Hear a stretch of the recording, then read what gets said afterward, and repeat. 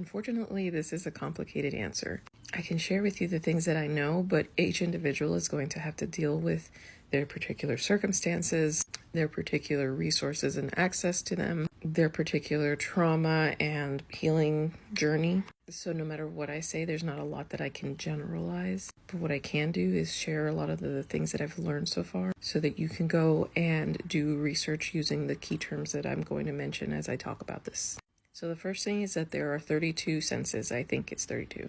Things like interoception, proprioception.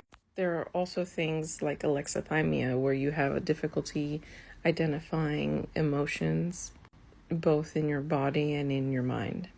Then, of course, there's the trauma of being raised as a person who's always been othered for being autistic, whether you knew you're autistic or not. Every autistic person has had that experience. From a very young age, we're told and gaslit that what we're experiencing isn't true because it isn't a common experience. Of course, these are not blanket statements. There's always different people who have different experiences, but the question is how to reconnect to body. So I'm trying to give you as many key terms that you can search. I also have a resource doc here. So if you can, definitely support me there for the labor that I'm doing to share all this content. TikTok does not pay me for my content. Anyway, back to topic.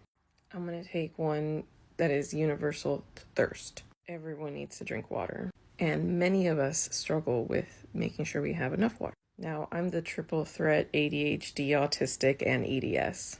So for me, drinking water isn't hard because I'm constantly thirsty. But for other people, they just don't know and never learned how to listen to their body. So you can start with grounding techniques. You can go to YouTube and search body meditations. You can look up box breathing. And when you're doing these exercises, pay attention to all the different parts of your body that are moving when you're doing them. This is like the start of being aware of what's going on in your body. What are you feeling? Is it hot? Is it cold? Is it moving? Is it not? You could even go so far as to say, like, what are the muscles that are contracting? One of my special interests, because I intended to be a doctor when I was younger, is anatomy. So I start thinking about all of the different muscles that have to contract, the different tendons that have to move. These are things that help me realize what's happening in my body. Back to drinking. Of course, you can set reminders and use technology to try to remind you. You can set physical timers around your house or your room. You can have like 20 different water bottles, fill them all up in the morning, and then put them all over the places that you are, so that every time you see it, you just think, go grab it, drink some. Every time you walk by a water bottle, you grab it, you drink some.